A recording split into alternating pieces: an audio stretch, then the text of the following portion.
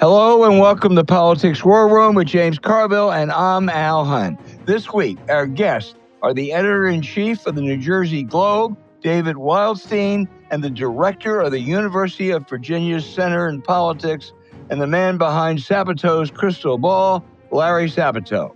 Remember, we love taking your questions, so write to politicswarroom@gmail.com for next week's show. Now, we're going to get to as many as we can, but don't forget to tell us where you're from. And you can also get text updates about what's next for Politicon and Politics War Room by signing up at politicon.com. Tell your friends about us.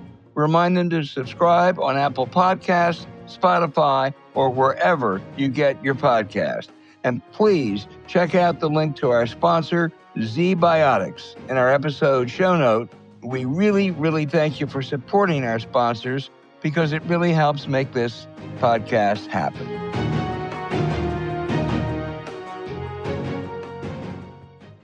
Hey, James, President Trump is taking victory laps for his role in Israeli-Hamas ceasefire in Gaza. I mean, deservedly so. He did what Joe Biden should have done, and he brought heavy pressure on Israel's Benjamin Netanyahu. Those Israeli hostages who are alive were returned, and it was a great day to celebrate. Now, there are some critical caveats. Neither Israel nor Hamas seems really content with this accord. Already we see resistance. And the reality, James, is the only long-term possible solution is a two-state solution, as proposed by both Netanyahu and Hamas. Until they are both gone, the patterns of violence may subside for a while, as they will now, but there's not going to be anything approaching peace. And for those who say this elevates Trump's political clout, I wrote about Jimmy Carter's Camp David 1978 Accords, probably even a bigger deal when Egypt was the first Arab state to deal with Israel, and it didn't help much. And finally, I do give them credit, but at the same time, one got the impression that his negotiator, Stephen Witkoff, son-in-law Jared Kushner, and Trump at the same time were figuring out financial deals for all this. So, it was a good day. Let's give him credit, but let's not overinflate it. Yeah, I remember you wrote something about the Treaty of Versailles and Woodrow Wilson, but Yeah. yeah, I think that is true. It's stopping this, bringing these hostages back. I don't know, you can say, well, it may not last that long, but you know what? He did it, and I think he deserves some credit for it. Right. They just do, and should do it. Look at all the credit that Jimmy Carter got for Camp David, that George H.W. Bush got when the Berlin Wall fell. But they're having a legitimate, kind of moment in the sun, and that's fine. And hopefully this thing will hold. We'll see. But I don't have any problem with saying that they did something which, as of now, other people failed to do.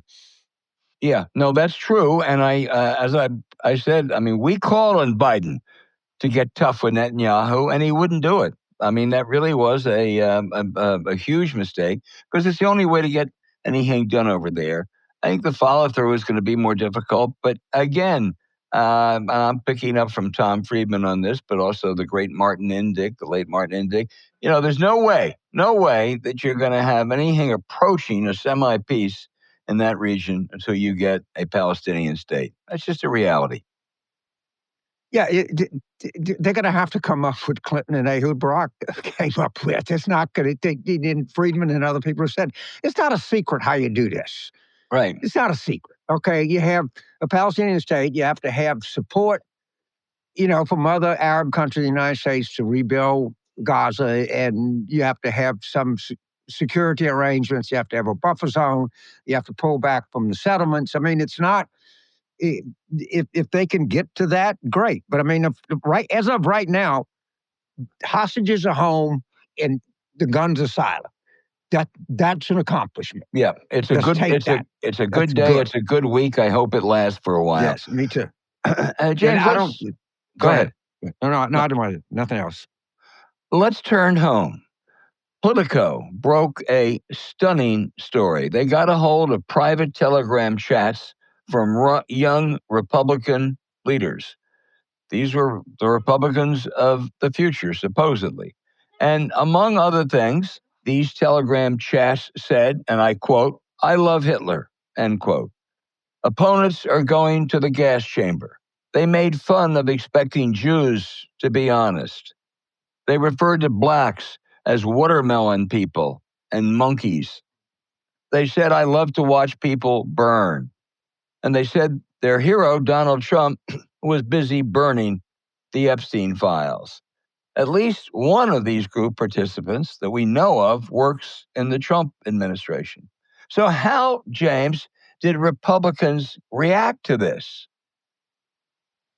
Well, there's only, to me, out of this thing, there's only one thing that really matters. Look, these bunch of fucking racist kids. Did anybody not know this is who a segment of the young Republicans were? I can't tell you all young Republicans are like this, but everybody knew that this was a kind of draw for a number of them. There's only one thing to look at. J.D. Vance said, "Oh, it's just a lot of pearl clutching. It's just Heinrich and Reinhardt and Klaus and a bunch of the boys having a little fun. Maybe they broke a couple of shop windows. Who gives a damn?" All right, so anytime that any Democrat says something really stupid, all right, then it's all, "Oh my God," and such you got to read what J.D. Vance said. That's right, J.D. fucking Vance, the vice president of the United States, thought it was funny and thought people were just overreacting to it. And if the Democrats in a Democratic leaning media of, I don't know, mainstream media, these fucking kids are not the issue. The issue is J.D. Vance. And are we going to let J.D. Vance, because we know when Trump was running, people forget this. I do not. Oh, David Duke, I don't know much about him. Who is that guy? All right, you knew exactly what they were doing. They needed these votes. They can't win without these votes. J.D. Vance knows he can't get the nomination without these votes. And what you do in politics is the same thing you do in sports. Or in boxing, if they're going to come in close, you make them pay. We do not make them pay. We're sitting here worried about some little 20-year-old snot nose in Kansas who's an insignificant little shit if one ever lived, and we're not focusing on the big target, on the main target, which is J.D. Vance. And we know, everybody calm down. I'm not saying that all Trump supporters are racist, but I will say this: all racists are Trump supporters. Okay, there's not a person on this group chat that's ever voted for a Democrat. Yeah, but J.D. Vance is fine with it. It's just a little just like Trump had no problem at all with David Duke. I hardly know the guy. What about? Yeah, sure. And if we don't make them, and they get the benefit of this, they get the votes. All right, they get all the votes from all of these people, and we don't make them pay. We just let them come inside on us. We don't knock them back. And I cannot tell you how illustrative this little brouhaha and how instructive it is about how the non-racist part of the United States deals with these things. They're outgunning us. They're making us pay for every little goofy thing that every goofy Democrat says in one place or another, and we just let them. And we talk about the Kansas Republican who somehow I don't think the guy's name is, and really don't give a shit. But that's my overall take on this. It's all about J.D. Vance. It's all about David Duke. It's all about us letting them get away with these appeals to these racist voters that we don't make them pay for. Well, James, I 100% agree. I also would say I am convinced that there are, with some really, really prodigious research, which I don't have the capacity to do, there are a number of neo-Nazis buried in the bowels of this administration because that's part of their constituency. And we know about one already ready. We're naming military bases against racists and traitors. Right, and They're one of doing them it right in front of you. One of them we know, Mr. Ingracia, and the reason I want more on that is because this administration's entire attack, phony attack against universities and colleges is based on their standing up against anti-Semitism. Bullshit. That's part of their constituency. And then, you have, think of how much, all right, this is a really dumb thing. All right, well, got to get that out of the way of what the AG Senate candidate texted to another delegate or something like that. There's no evidence that this guy's a violent person. He was stupid, apologize. Everybody's heard about that. Who's heard about J.D. Vance's deal? And then you hear the commentary. This is what gets to me. Oh, the young blacks didn't show up. Young black males didn't show up because they just don't feel like they have a stake in the election. They don't feel like they have a stake in the country. They're divorced from politics. When you see J.D. Vance, the vice president of the United States of America, the probable Republican nominee for president of the United States of America, saying that this anti-Semitism, this horrible racism is just a little locker room towel snapping. And why should you give a shit? And you got every commentator, every cable TV jock, every political commentator says they don't have a stake in it anymore. They've been left out. Well, you know what? J.D. Vance and these kids on this chain they have, they're going to include you, and it ain't going to be in a good way. Let me tell you. So you do have you have a lot at stake here. James, you're going to get included. I don't think you're going to let people forget about Mr. Vance. I'm not. I am to J.D. Vance of what they said rooted in 9/11, a noun, a verb in J.D. Vance. We get I get notices or I get emails. It says, you never criticize Democrats. That's actually not true. Oh, God. But anyway, what are people fucking talking about? I am going to express a criticism of a Democrat I admire, and that is Senator Chris Coons of Delaware, a serious lawmaker, a good guy. But it was disappointing when he criticized former special counsel Jack Smith for examining the phone records of some senators in his investigation of Trump's efforts on the January 6th to overturn the previous election. One of those senators, South Carolina's Lindsey Graham, called election officials in Georgia, which Biden had won, to see if they could turn it around. A grand jury even wanted to indict him. Another, Wisconsin's Ron Johnson, tried to send a set of fake electors, Biden carried the Badger State too, to Vice President Pence.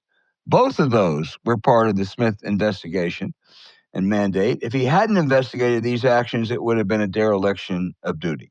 Senator Coons, you are a very decent and able lawmaker. But even in these acrimonious times, I fear you still see the Senate as a club. Lindsey Graham and Ron Johnson don't deserve to be treated any differently than any ordinary citizen. Jack Smith was right, and your criticism only gave fodder to the Trump apologist on that score. Well, first of all, the motor mouth says, "Say you never criticize the Democrats." Maybe they don't listen to the show. This podcast, Politics 2020 War Room, was the most relentlessly Biden shouldn't run for re-election podcast, newscast, anything else that there was in the United States. So I don't know what the fuck these people are talking about other than just running their stupid mouths. But I don't know, man, I didn't get enough sleep last night, so I'm cranky. I had the same problem. All right, anyway, Chris Coons, my criticism of you pales, however, next to what Mr. Carville has said to J.D. Vance. Yeah, I like Chris Coons, is a nice guy. He was just trying to be a club member, and he was probably trying to get an extra vote in the committee to get some bullshit bill out. But anyway, you're forgiven. Acknowledge. Sort of. Bad move. Forgiven.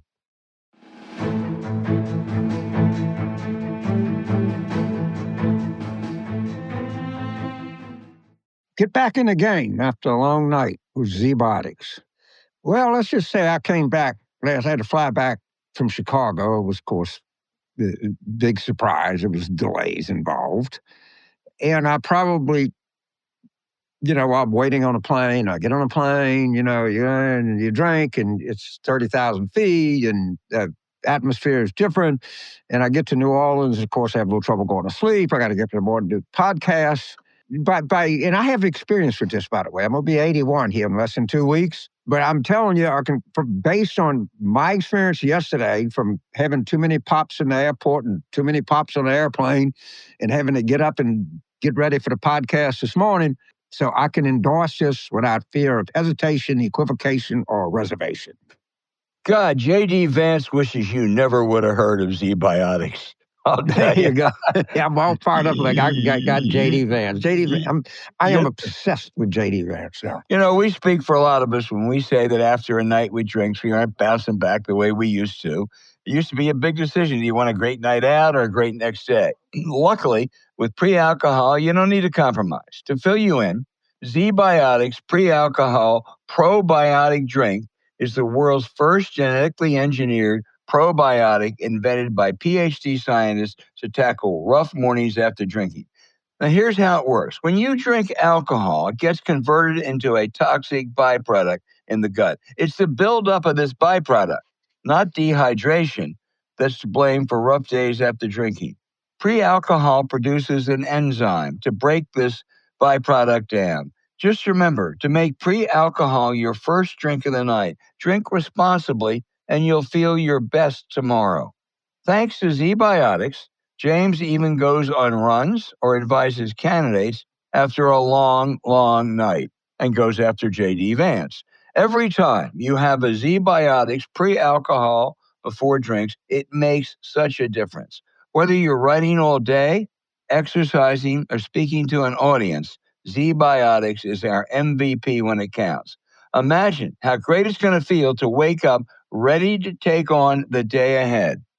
After all, fall's here, and that means it's time to enjoy cooler weather and some drinks out with friends. So whether you're enjoying a pint at a fall festival or a spooky cocktail at a Halloween party, don't forget to drink a pre-alcohol before drinking. You'll be able to celebrate and still wake up feeling great the next day. Go to zbiotics.com/warroom to learn more and get 15% off your first order when you use War Room at checkout. ZBiotics is back with a 100% money-back guarantee. So if you're unsatisfied for any reason, they'll refund your money. No questions asked. Remember to head to zbiotics.com/warroom and use the code WARROOM at checkout for 15% off. The link also is in our show notes.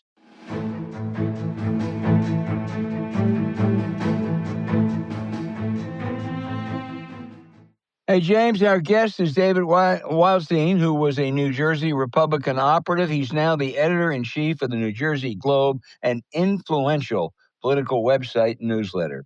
David, New Jersey gubernatorial contest, one of two big ones this year. There are conflicting indicators. Generally, the Garden State votes out a party that's controlled the governorship for 8 years. And that's offset by clear indications so far this is a year favoring Democrats. So let's talk about what important issues, taxes, spending, environment, social issues, separate Democratic Congresswoman Mikey Sherrill and former Republican candidate for governor Jack Ciattarelli. So Mikey Sherrill is running on national issues. She is hoping that Donald Trump being upside down in New Jersey will carry her to a victory. Ciattarelli's trying to focus on state issues. And, Jersey's it's one of the 5 states that has gubernatorial elections in odd years. That was deliberate. New Jersey decided it wanted state elections to be fought on state issues. That's getting harder and harder to do. And look, New Jersey's got 800,000 more Democrats than Republicans. So Sherrill's job right now is to simply motivate that Democratic base to say we don't want Republicans in New Jersey anywhere near our government, our taxes, our legislation, anything at all. So, David, okay, Sherrill is running against Trump, really, and Chitterelli is running against the unpopular Democratic governor, Phil Murphy.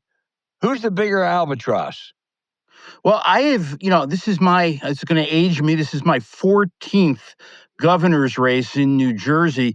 I have never seen a sitting governor less relevant in a gubernatorial election than Phil Murphy. People are not talking about Phil Murphy, and his approval ratings have remained just about the same for the entirety of his second term. He's not really an issue the way he was in his own reelection when it was during COVID.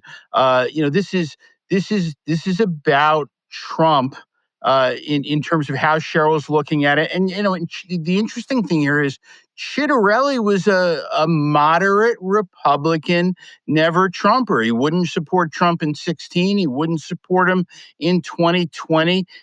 Now, he went up to the golf club and had some long conversations with the president and walked away with an endorsement in the primary. Now, Chitterelli is the Trump candidate in New Jersey. And what he's hoping is that he's going to be able to move that base, that Trump base that came within 6 points of carrying blue Jersey last year. He's hoping he's going to be able to motivate them to come out and vote while Democrats in the cities are sitting at home and not really feeling any urgency. Yeah, one controversy I do know about, I have a number of good Naval Academy sources, and you've written about this. When in a leak, it was revealed that Mikey Sherrill did not walk with her graduating class at Annapolis because she didn't turn in classmates for cheating. She Yeah. graduated, served for 9 years as a decorated Naval Academy helicopter pilot. The Academy, as you reported, lists her as one of its distinguished alums. Not turning in others for cheating is a clear violation of the honor code, but an offense many of us can understand, maybe even identify with. Not walking with her class was an appropriate remedy, but that small blemish certainly doesn't overshadow a really admirable record serving her country, David. Yeah, this is one that everybody, including the media, what's left of us, the 4 or 5 reporters that are left in New Jersey today, but Yeah. it's a hard one to reckon with. I nobody wants to disrespect her service. Certainly not me. She's got a great resume and she built a terrific career in the military.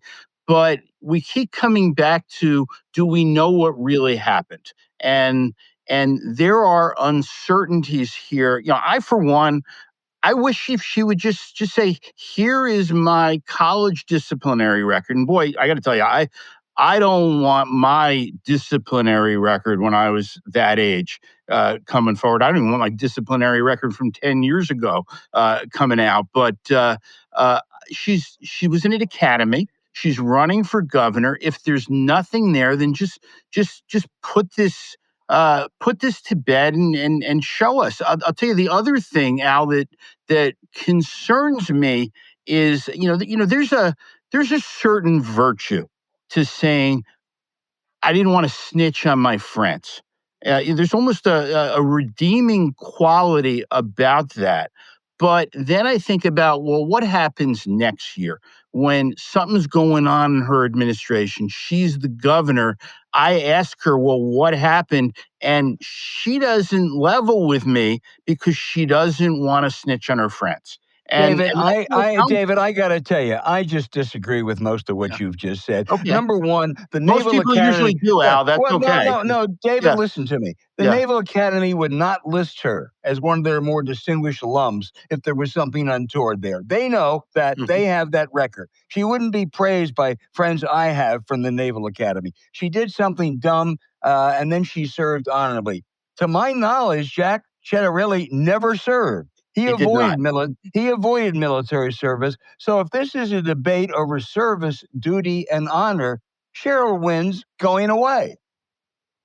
Yeah, I don't, and respectfully, there's some questions here about that because, you think about the context of the time. The Navy cheating scandal was a big deal. It came 3 years after Tailhook.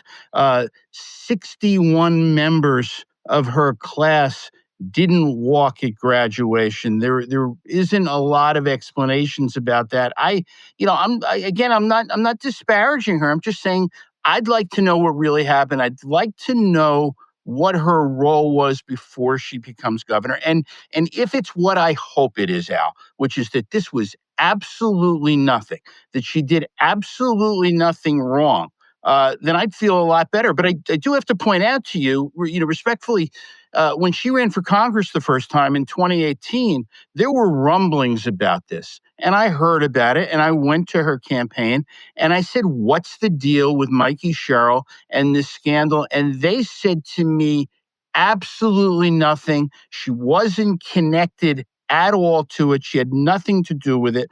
I took her at her word on that. I'd still like to. So when Well, I David, I'm going to help you take her at her word and say, okay, take the Naval Academy at its word. I have such enormous respect for the Academy. me too. She clearly did something wrong. She didn't turn in classmates. But the idea that there's anything more there, it would mean the Naval Academy is lying. And I simply do not believe that. And I don't know why Jack Ciattarelli, who avoided military service, wants to talk about service. Yeah, and what I think is look, when you're from New Jersey, and I don't say this with any great pride or anything, but when you're from New Jersey, you grow to become disappointed, disillusioned with those that you elect for office. And With part of some my cause. job, I don't take sides in these elections. I don't endorse, I don't run a Democratic site or a Republican site, but I I just want to ask these questions, maybe with this glimmer of hope, unrealistic as it may be, that as I get older and I get into the sunset of my life after 52 years in Jersey politics, that maybe I'll become a little less disappointed with the people serving in office than I have been. James, you could tell David about the sunset of our lives. Go ahead, Yeah, James. so first of all, let me vouch for David's bipartisan bona fides.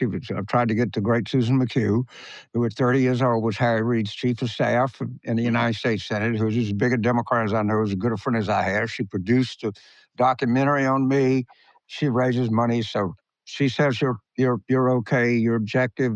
She said it. I believe it. That settles it. All right. Secondly, I'll put my 2 cents worth in. If you don't believe it, you say, I don't believe the Naval Academy. I think the institution that trains our naval officers is not leveling with us. If you want to make that charge, go ahead. I don't think it'll get very far. But having said all of that, so we have the Democratic primary. It was a talented field. I mean, I forgot all the people in there, but there were like 5 people, and I went through it, and I said, shit, I could vote for any one of these 5. She wins the primary by more than just a little bit. And she was one of the class of 2018, highly regarded, highly thought of. Apparently, the campaign is close. How would you just grade her as a candidate?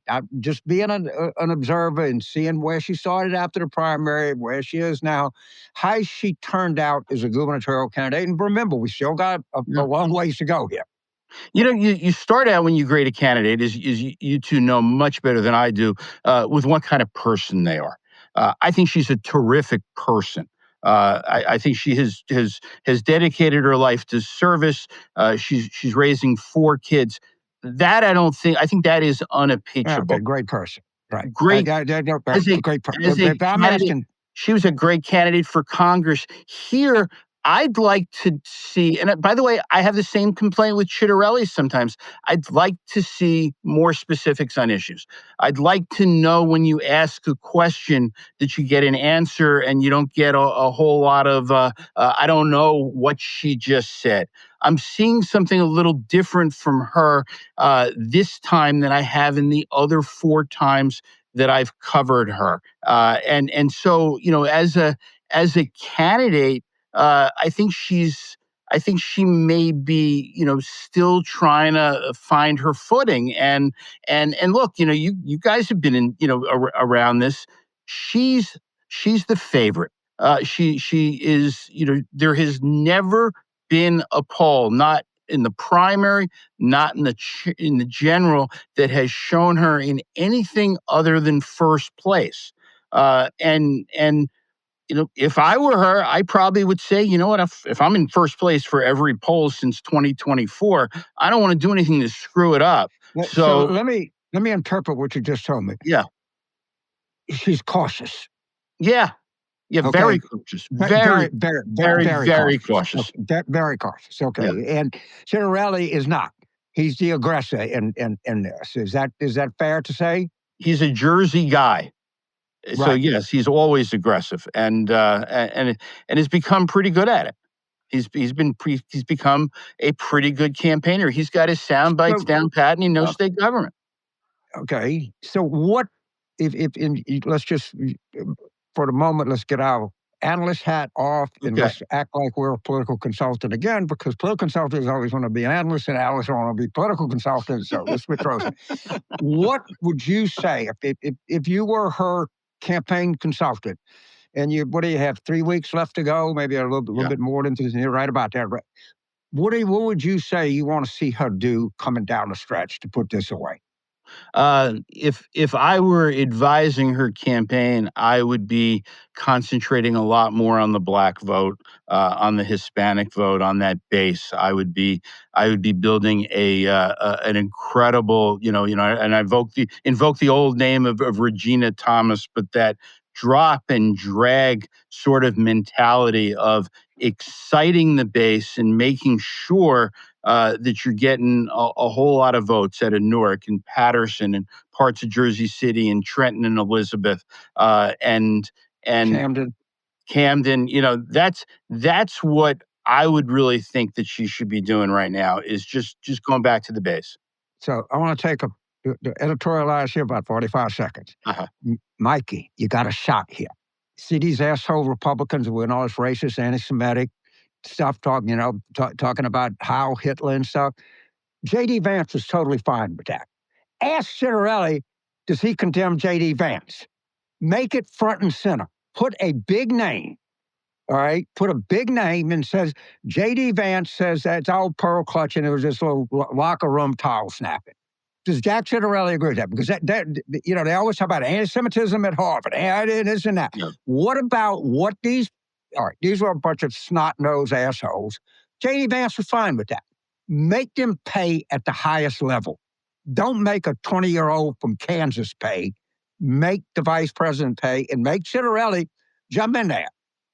Because, because Sherrill, to the extent that these kind of people exist in New Jersey, and they do, I know, know, right?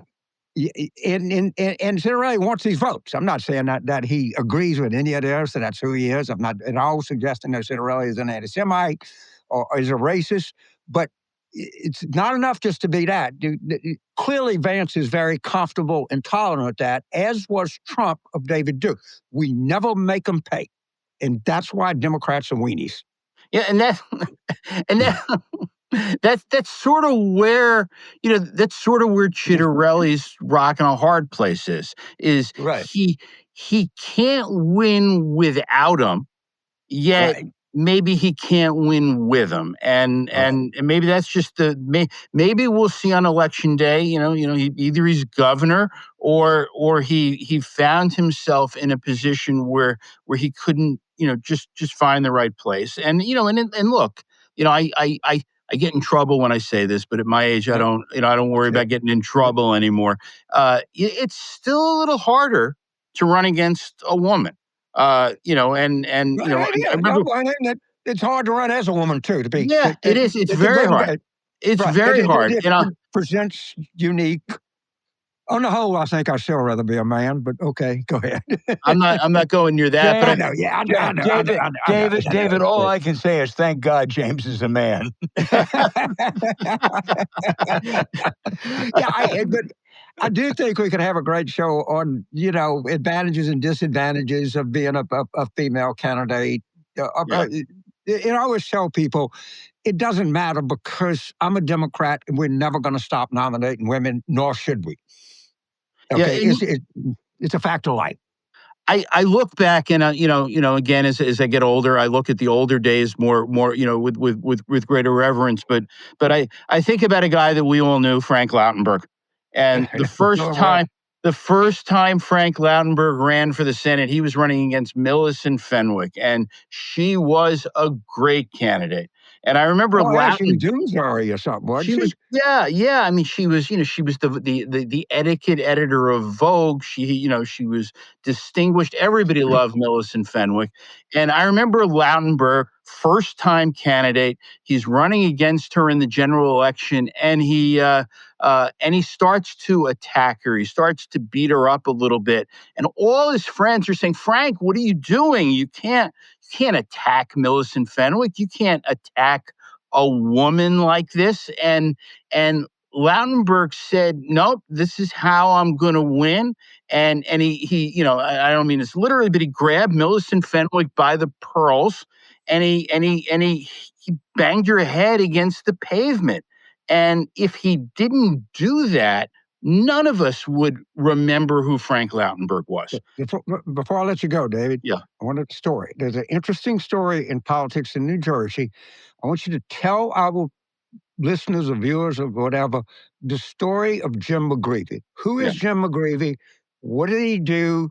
And what is he doing now? Because I think this is one of the great illuminate. And by the way, I'm going to Yeah. help him. I called him after I talked to you and said, I don't know if I can get to Jersey City, but on this video, Jim, you'll just tell us the Jim McGreevey story. Yeah, I mean, briefly, he was a great street politician. He was one of the most gifted campaigners I'd ever seen. Almost beat Christie Whitman, came back 4 years later, won in a landslide. He's the governor of New Jersey. He's like 40, early 40s, and he wound up resigning because he came out as gay.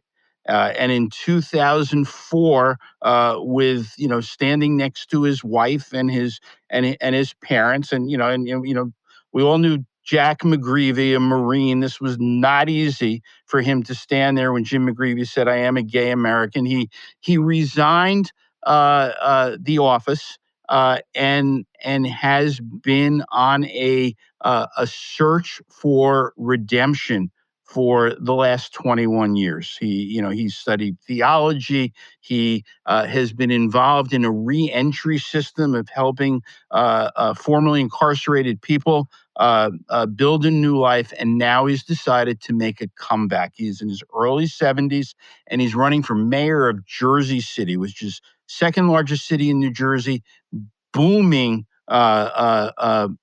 economically.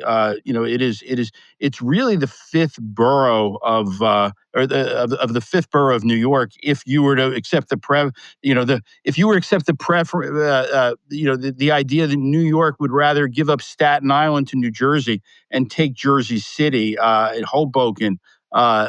This is he's in a tough race. But like Jerry Brown did, he's coming back and he's saying, "I want to prove myself again. I want to redeem myself. I can help this city." And I got to tell you, this campaign is something to watch.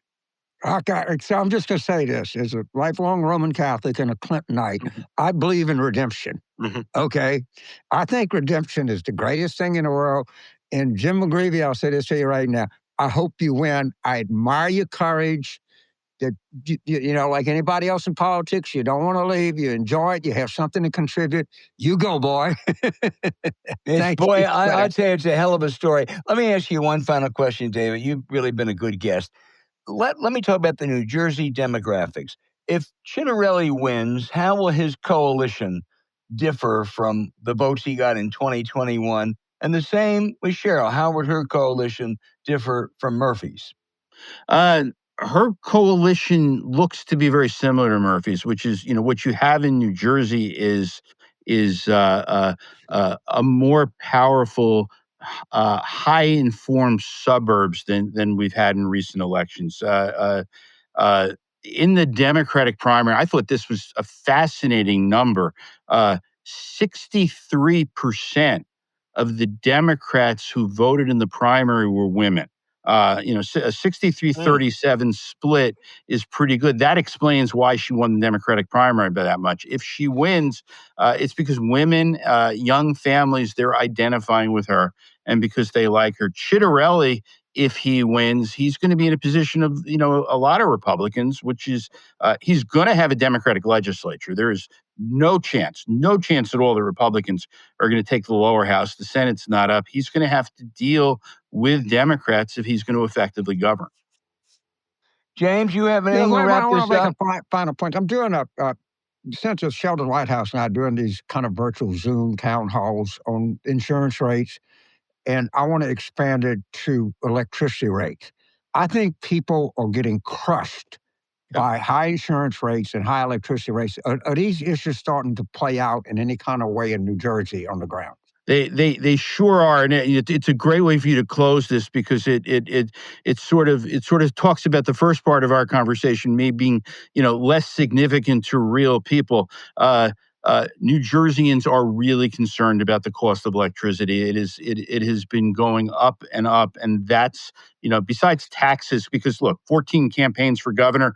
I've been lied to 13 times by candidates of both parties who say they're going to cut taxes. They never do. But this electricity crisis is very real. And look, you guys know this better than I do.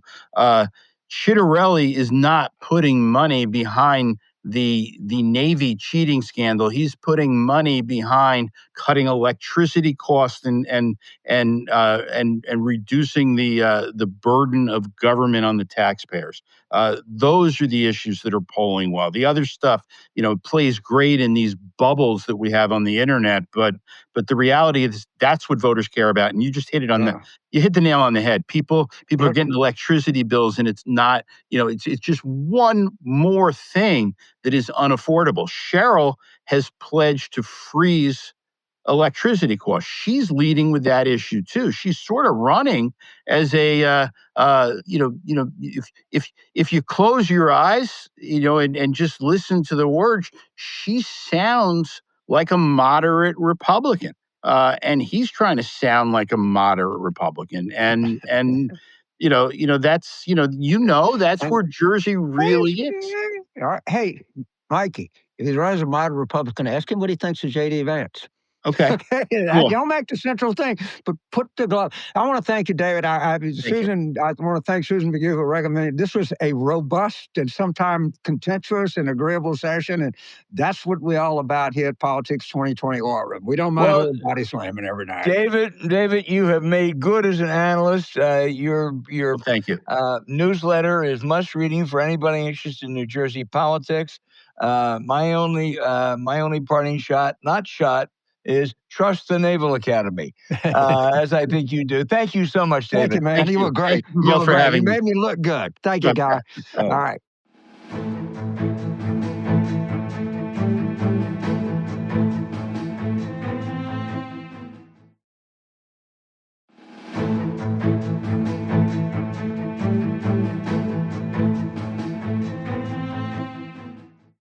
James, our guest is the renowned Larry Sabato, politics professor at the University of Virginia, creator of Sabato's Crystal Ball, with great analysis of American politics. Larry, let's talk about your home state of Virginia. It'd be a shock if Abigail Spanberger isn't elected governor next month.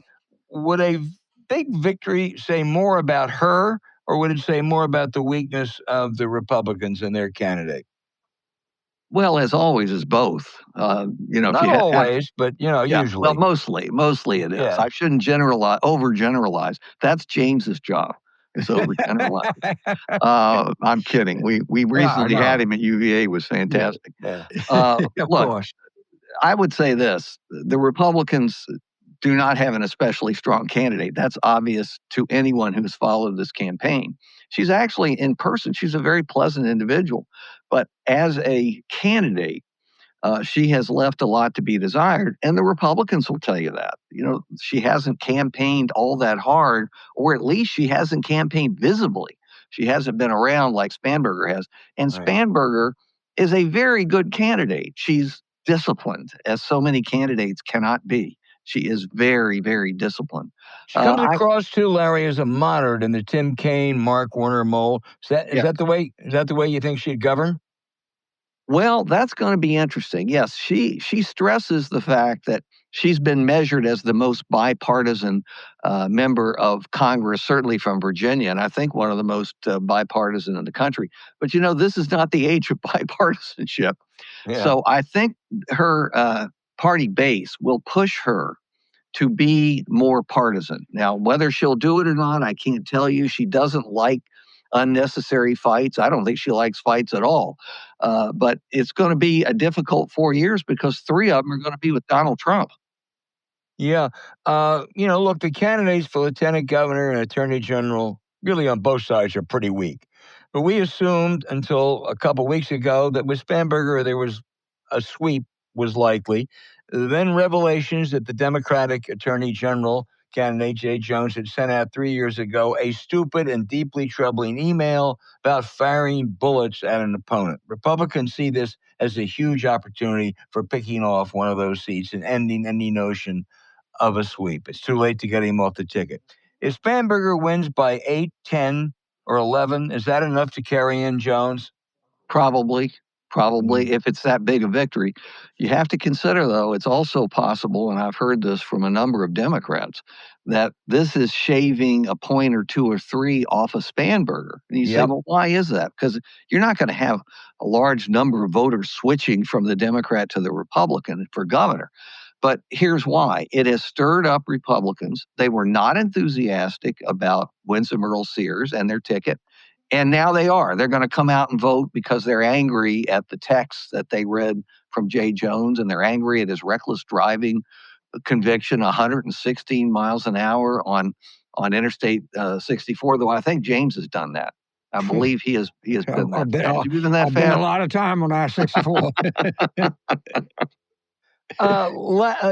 That's a really, really good point. Let me just turn around. It may be the only good news for Jones because, what he did was just, horrible. But Donald Trump called for removing him from the ticket. Trump said he was shocked at that inflammatory rhetoric. It's a little bit like Casablanca, Captain Renault being shocked at this gambling upstairs. But could Trump actually be a bit of a salvation for Jones? Well, look, the best issue Democrats have, if you call it an issue, is Donald Trump. And of course, he's an octopus. He's got arms leading to all kinds of issues that turn voters on or off. And he's obnoxious and he's in the news 25 times a day in 24 hours. So, if there's any reason why Democrats would get even more pumped up than they have been, it would be Donald Trump. And you just know he's going to say a number of controversial / stupid things between now and November 4th. Right. James. So, Professor, I'm going to ask you a question. Do you know why the UVA faculty runs out on the lawn during a thunderstorm? I missed what you said. I said, do you know why the faculty at UVA runs out on the lawn in the middle of a thunderstorm? I don't, but why? They think God's taking their picture. I'm not saying y'all. Okay, that's good. Although I got to tell you, the faculty, staff, and students are going to be running out on the lawn noon on Friday, a big demonstration at the Rotunda to protest Trump's ridiculous education compact, which is nothing more than extortion. It sure is. Well, if there's a thunderstorm, you'll get more. You'll increase the turnout. I'll pray for rain. I'll pray for rain. Larry, kudos to the MIT and Dartmouth presidents for saying that compact. Absolutely. Notice not a word from Let's hope UVA follows. I will start this conversation by saying that Larry and I go back to 1982, and I did a thing with a testimony to him and told a story about the asshole from Charlottesville. But then I also said something that I genuinely mean. Larry's been the most influential political academic of my lifetime. Period. End of discussion. I'll bet you say that to all the professors. You know what? I don't actually, but that's okay. I tell all the girls that. So I'm familiar with Virginia. I worked there. I follow it. I have a place there. I spent a lot of time in Virginia. And if you want to get your, and we all know the South Side, Metro Richmond, Hampton Roads, Shenandoah Valley, Northern Virginia, et cetera, et cetera. If I had to pick one place that I think Spanberger is going to overperform, I think it's going to be Hampton Roads. And I'll give you my logic. Because for the first time in 50 years, a Democrat in a special election, a lost a House seat in Florida won, carried Escambia County.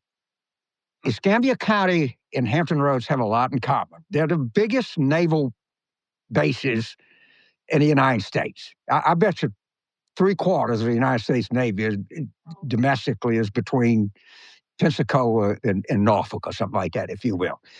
And I think where Spanberger, given her background and given all of the stuff is doing, I think that she's going to, by more than a little bit, overperform with the kind of military community vote, the naval community vote. That's just a theory of mine. She's going to run like crazy with the federal employees in Fairfax and Loudoun and Alexandria City. All right.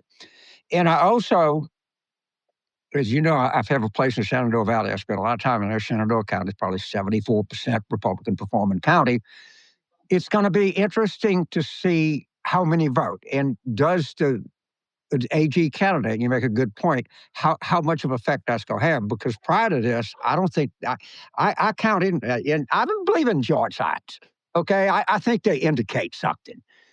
And there were 18 Trump signs on my way from my farm into downtown Woodstock.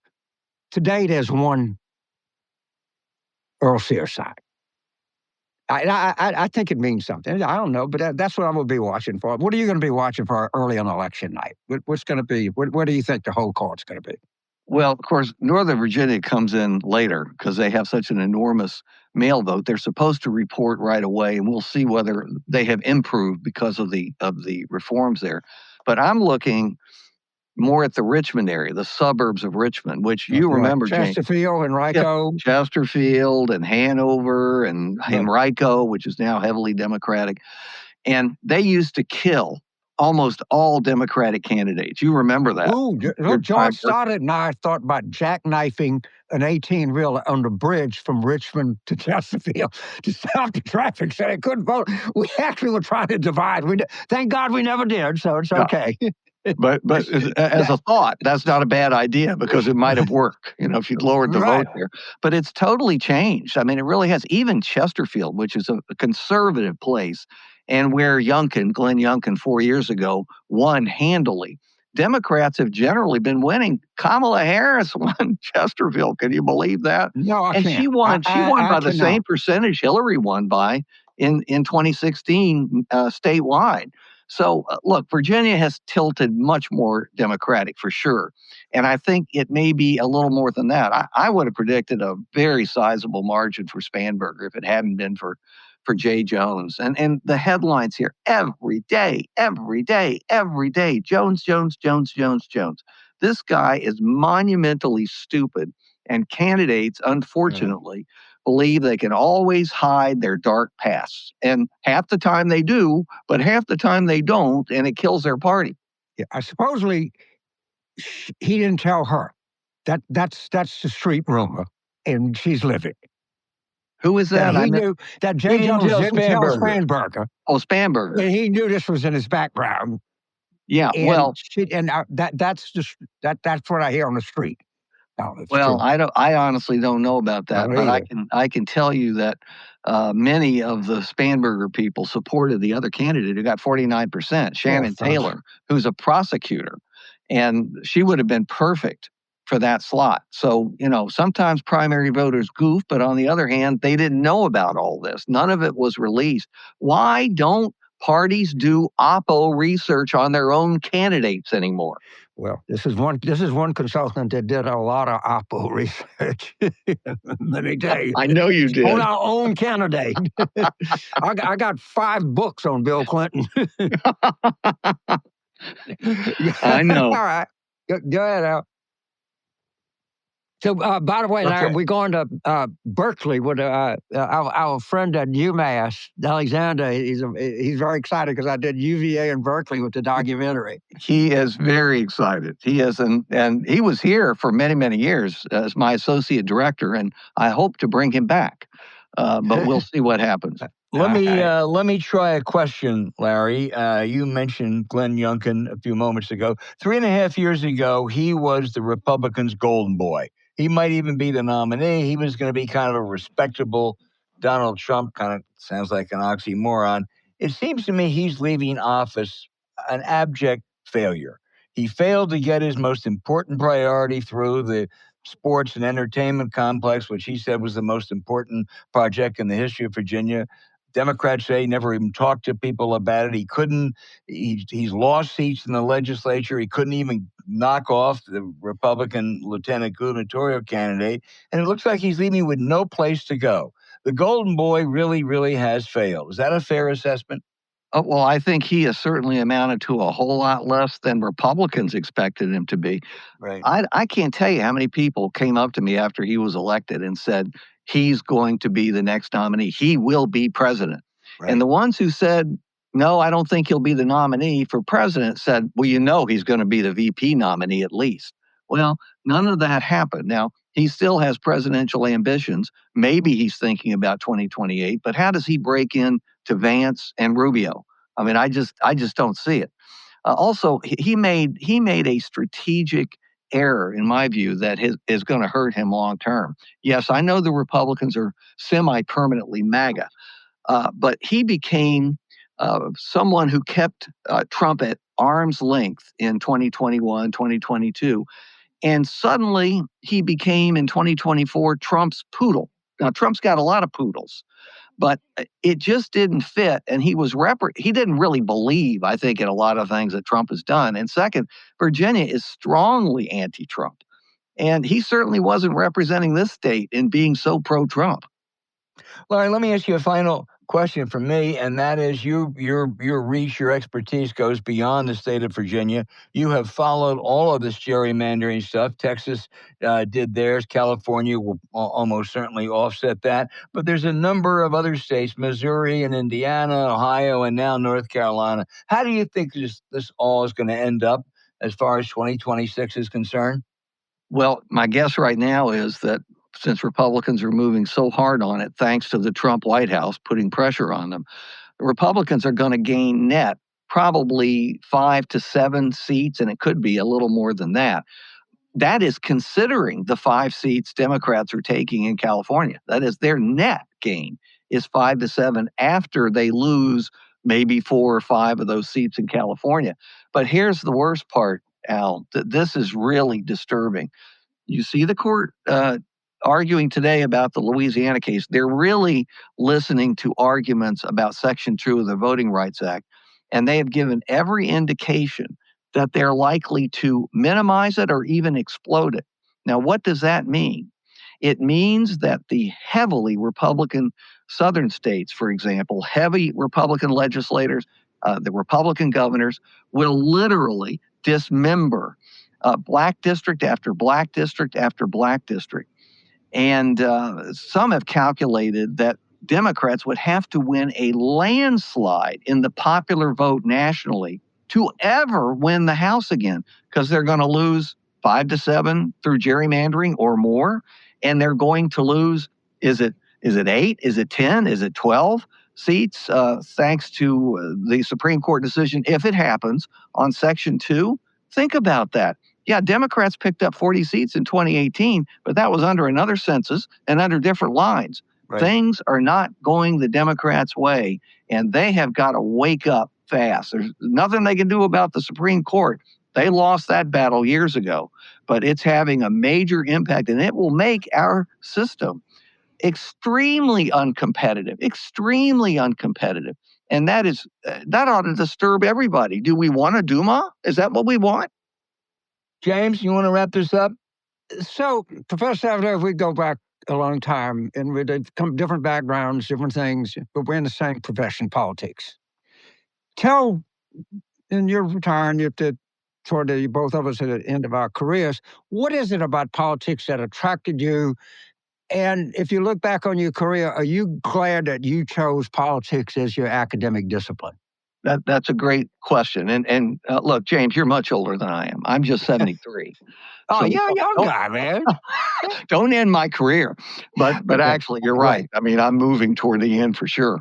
Look, Right.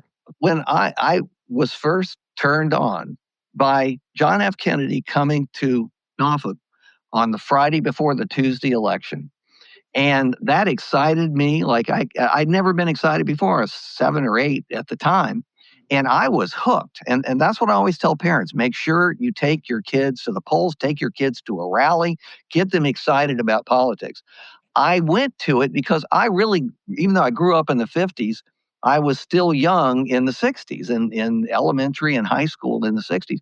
And that was the place to make change. And our country needed changes. And, when you're young, you're anti-establishment almost by inclination. And I was so excited about participating in the changes. And it was an awful decade, but it was a hopeful decade, okay? And that became even more true as we went along. And I was just hooked from the beginning. That's why I went into it, to make change, to see the country progress, to see the world progress. And I think mainly it has, at least until recently.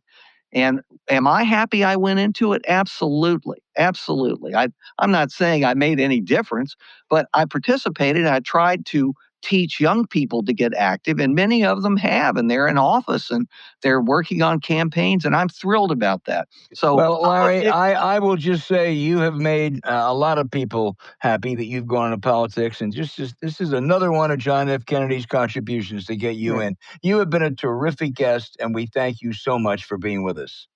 I've enjoyed it as always, and thank both of you, and I love both of you, and keep it up, and just keep going. I share your thing that politics is driven by great people more than great issues of the day. It's people. Democrats have not had an inspiring candidate since 2012. We got to change that in 2028. And Larry, James lives in Virginia. I was born in Charlottesville, so we got Virginia connections. Excellent. That's why you're good people. That's right there. All right. Stay off the lawn during the thunderstorm, man.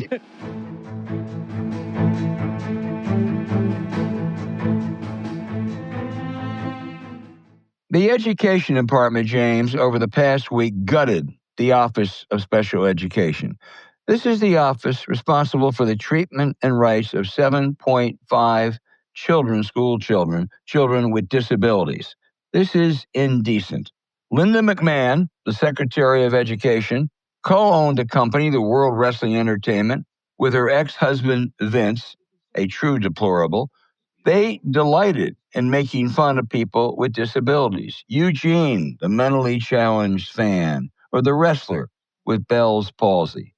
Secretary McMahon may have wisely left the creepy Vince, but she was part of those sickening episodes. Budget Director Russell Vogt, who oversees all these cuts, has a daughter with cystic fibrosis. The Office of Special Education's mission is to look out for people with conditions like cystic fibrosis. To gut the Office of Special Education is bad policy perpetrated by bad people. Well, let me go a bit further. Didn't Leonard Leo have a daughter that had some profound challenges? She was born with spina bifida, but he wasn't involved in this one. I don't care but the whole operation. I mean, I'm saying he was involved. I'm just making a point. I have that in my family. I should have been in special ed. I'm profound, but dyslexic. I have learning disabilities. I had a daughter. She has not made a B since junior in high school and undergrad and graduate school. She availed herself to. She was a special learner when she was in the 3rd grade. Let's just put it like that. I don't mind saying that. And let me tell you something. We do too, Jeffrey. There's enormous talent among these people all over the country. And what they do when they get the kind of education that they need, they can turn and they can flourish and they can be really productive citizens. We should not somehow or another be some kind of country that you give somebody a test when they're 8 years old and you determine what their future is. So I'm particularly appalled at this. because I've seen it work, and I've seen it work well in my own family. I had a brother who had this. It runs in my family, and it runs in a lot of families. Yeah. And it's inhumane, it's stupid, it's asinine, and it doesn't even save that much money. It's cruel. No, So it you're is. a good special ed. Absolutely. All right? Okay.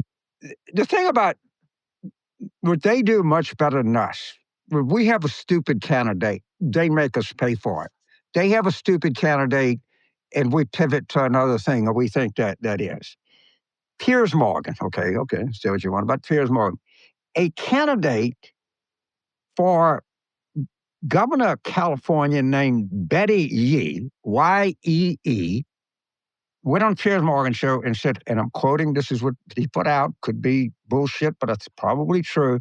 I think transgender female athletes are women athletes, and they should be able to compete. California governor runner Betty Yee says she would like to see a gender-neutral Olympics take place in Los Angeles.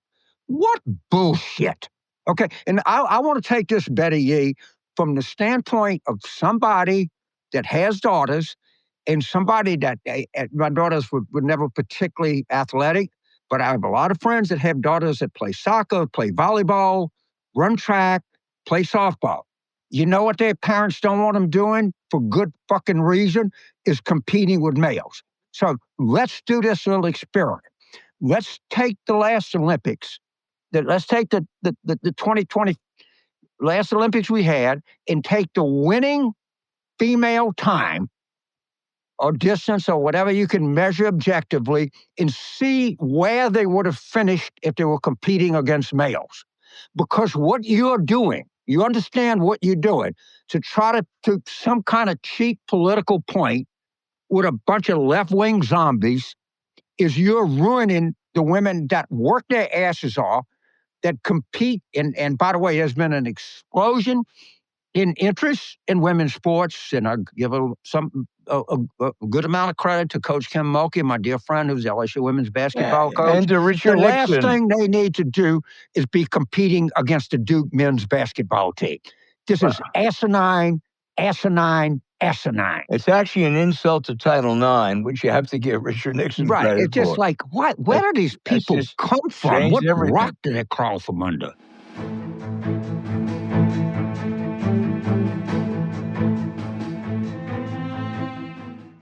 And now for the questions from our incredibly smart listeners. The first one is from Bill in Houston, who, James, asked you, the Supreme Court seems to always rule in Trump's favor. Why is that? Tough one. It's actually a very easy answer. The United States Supreme Court, and I say this, and a lot of people are going to resist thinking that because it's a terrible thing. They're an adjunct of the Republican Party. They're not a court that, normally what happens is, the way that you're taught is, you have two different sets of facts. It goes before a judge. They kind of study the law, and they may have a little different interpretation. Statutory interpretation, legislative intent, stare decisis, and this goes into it. That's not the way this court operates. And I want to front and center John Roberts, because he is the villain here. Okay, no one wants to deal with the fact that the Chief Justice of the United States Supreme Court is a partisan political hack. I'm sorry, he is. So when they get a case, they don't tell the clerk, let's look at this, I want to see that. I think that they say, what is the result that is most beneficial to the Republican Party? Then that's the result we're going to arrive at. Brett Kavanaugh, all right, was Ken Starr's top guy who sat there and leaked grand jury. It was well known, all right? It was leaking like crazy, particularly to a journalist named Sue Schmidt. All right.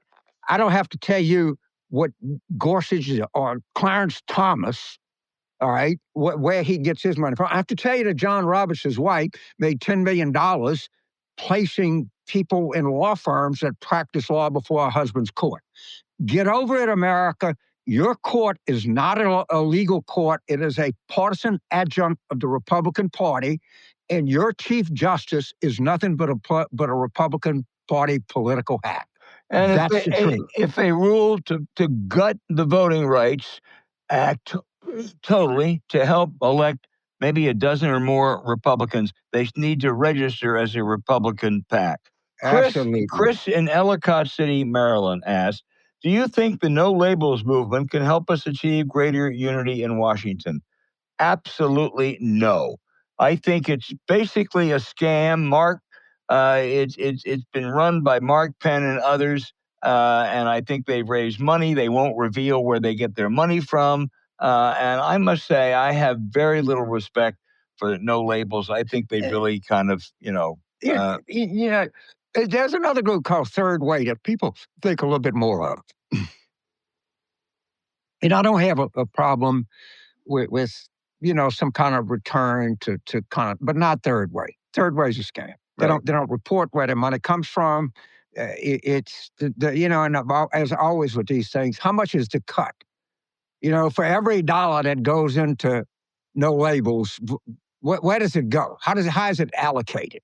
Next, Ken in Denver, Colorado said, what's going to happen if Trump invokes the Insurrection Act, James? Well, we're going to find out. That's my theory. If this thing in Virginia goes the way I think it's going to go, and it goes in New Jersey the way I hope it goes, and they continue to keep losing this budgetary battle in the middle of now, and it's apparent that they're going to lose badly in 2026 is a possibility. He's going to try. And I'm telling every person that comes up to me, and I have to tell you, it is frequent. It's multi times every day that says they're really scared. And my answer is, you have every right to be scared. Yep. I can't tell you how it's coming, but it's coming.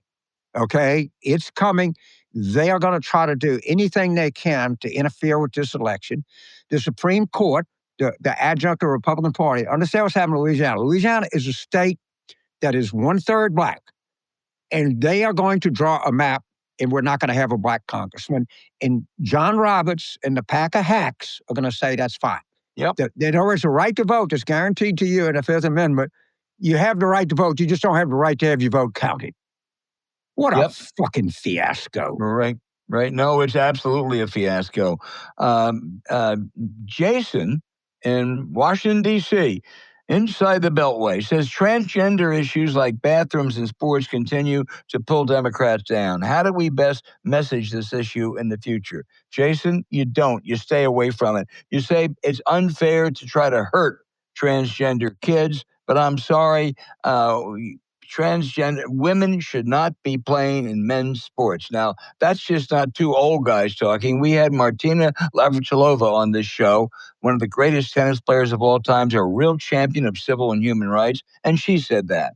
So don't get caught up in that stuff. There are other issues you ought to be talking about. So does Seth Moulton. So does Gavin Newsom. So does Ruben Gallego. I don't know what you're talking about, man. Okay, and let my hero in all of this is Spencer Cox, the Republican governor of Utah, that passes trans and sports bill in the Utah legislation. He said, look, there's 100,000 athletes and high school athletes in Utah, and 6 are transgender. That's somebody else's problem. Yeah, no, absolutely right. That's it. James, I'm going to follow up on that previous question to you. John in Chicago says, if Democrats get back in charge of the government, should they get rid of the Insurrection Act? No. I mean, that's probably, it was like 1809 or something like that. But given the fractures we have, and given the how aggressive that these racists have become, it's a threat to the United States. And no, I don't know enough about it, but I would think long and hard before I got rid of it, because it's just a fucking possibility. Yeah. There are people out there want to start a goddamn civil war. Clearly, that's what they want to do. Maybe you can figure out a way to tailor the Insurrection Act. That's difficult. Yeah, okay, but it serves a purpose. There are times there are insurrections. There was a civil war. There really was one. And you can't. There was a January the 6th. Yes, Toto. There was a January the 6th. And they say Biden put 254 FBI agents. He wasn't even president. He wasn't president. Right. How did Joe Biden, an ex-president, how did he order the FBI into action on January? It is a real threat. Democrats should, we should tread very lightly on the Insurrection Act because they would start an insurrection in a minute. Right. Jeff in Asheville, North Carolina. This is a really good and a very disturbing development. Dominion Voting Systems was recently acquired by a company called Liberty Vote, which is run by a former Republican operative election official.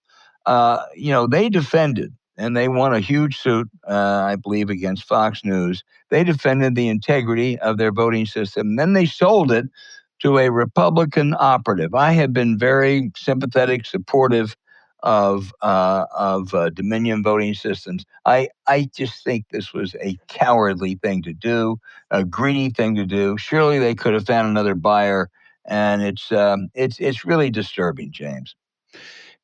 It's beyond disturbing. You have this accumulation of wealth where you have Larry Ellison. They're buying up every news thing. They're buying up everything. I have the right to buy and sell what you want. This is the United States. But now they're taking over the voting machines. They're taking over, and they're very aggressive in buying up all of these different press entities. You have Bezos now owns the Washington Post. I'm going to give Washington Post a little bit of a shout out here. They're still doing some pretty good goddamn stories. They really are. Okay? They need some credit for that. But is it disturbing that they're going to own the processes of which a lot of people vote? Is it disturbing that they're going to own the information, some big information distribution points?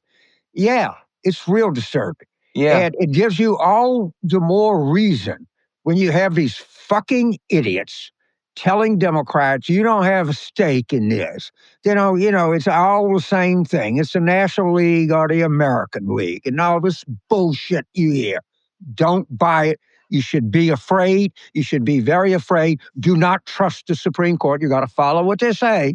I'm not suggesting that you be lawless here, but what I'm saying is they don't give a shit about the law, and these people are buying it up because they want to have a right way. And Russell Voigt and all of these fucking people in there, and these Christian nationalists, they have power and they want this country, and they are going. And there's a chance that if we keep listening to the American League, National League assholes in the national media, they'll get it. Final question comes from Tom in Kennewick, Washington. Should Democrats start using that old phrase, trickle-down economics, more fervently in their messaging? That has worked in the past. Would it work now? The short answer is yes. And the other answer is it's true. Totally true. We cut, $3 trillion of taxes for people making over about $400,000 a year. We're cutting veterans. We're cutting healthcare like crazy. For the first time, I just got a text, and I think it's reliable, that says the interest on the debt now exceeds national defense. So if you love America, yes, trickle down doesn't work on any level. It's been disputed. It's so many times it's been disproved. Do this at home. Look at economic performance, Democratic presidents versus Republican presidents. Your eyes are going to pop out at the difference. So right. Yes. Oh, yes, you're damn right. Listen, we love those questions. Please, if we didn't get to yours this week, please send them in again. We'll try to get to it next week because this is one of our favorite segments. We love all of our segments, but this one is particularly good.